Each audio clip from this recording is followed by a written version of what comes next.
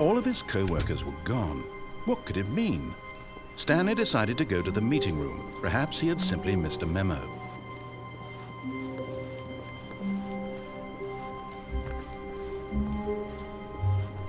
When Stanley came to a set of 2 open doors, he entered the door on his left.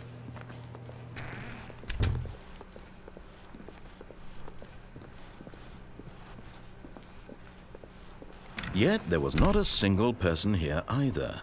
Feeling a wave of disbelief, Stanley decided to go up to his boss's office, hoping he might find an answer there. Coming to a staircase, Stanley walked upstairs to his boss's office.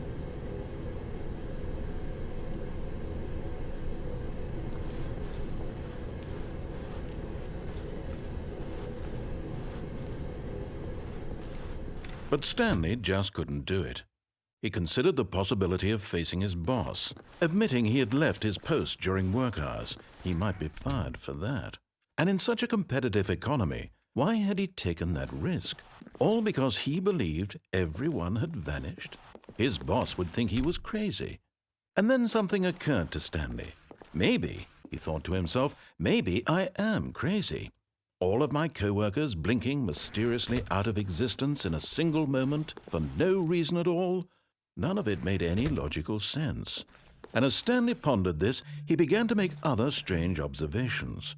For example, why couldn't he see his feet when he looked down? Why did doors close automatically behind him wherever he went? And for that matter, these rooms were starting to look pretty familiar. Were they simply repeating? No, Stanley said to himself, this is all too strange. This can't be real. And at last, he came to the conclusion that had been on the tip of his tongue. He just hadn't found the words for it. "I'm dreaming!" he yelled. "This is all a dream." Oh, what a relief Stanley felt to have finally found an answer, an explanation. His co-workers weren't actually gone. He wasn't going to lose his job. He wasn't crazy after all. And he thought to himself, I suppose I'll wake up soon. I'll have to go back to my boring real-life job pushing buttons. I may as well enjoy this while I'm still lucid. So he imagined himself flying and began to gently float above the ground. Then he imagined himself soaring through space on a magical starfield, and it too appeared. It was so much fun, and Stanley marveled that he had still not woken up. How was he remaining so lucid? And then perhaps the strangest question of them all entered Stanley's head. One he was amazed he hadn't asked himself sooner. Why is there a voice in my head dictating everything that I'm doing and thinking? Now the voice was describing itself being considered by Stanley, who found it particularly strange. I'm dreaming about a voice describing me, thinking about how it's describing my thoughts, he thought. And while he thought it all very odd and wondered if this voice spoke to all people in their dreams, the truth was that, of course, this was not a dream. How could it be? Was Stanley simply deceiving himself, believing that if he's asleep, he doesn't have to take responsibility for himself?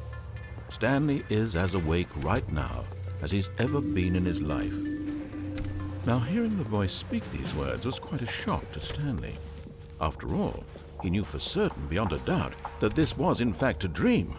Did the voice not see him float and make the magical stars just a moment ago? How else would the voice explain all that? This voice was a part of himself too. Surely, if he could just... He would prove it. He would prove that he was in control, that this was a dream. So he closed his eyes gently, and he invited himself to wake up. He felt the cool weight of the blanket on his skin, the press of the mattress on his back, the fresh air of a world outside this one. Let me wake up, he thought to himself. I'm through with this dream. I wish it to be over. Let me go back to my job.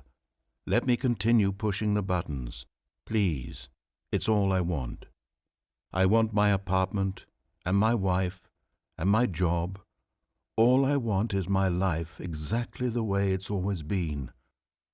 My life is normal. I am normal. Everything will be fine. I am okay.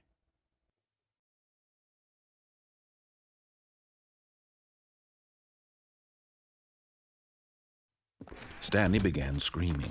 "Please, someone, wake me up. My name is Stanley. I have a boss. I have an office. I am real. Please, just someone tell me I am real. I must be real. I must be. Can anyone hear my voice? Who am I? Who am I?" And everything went black.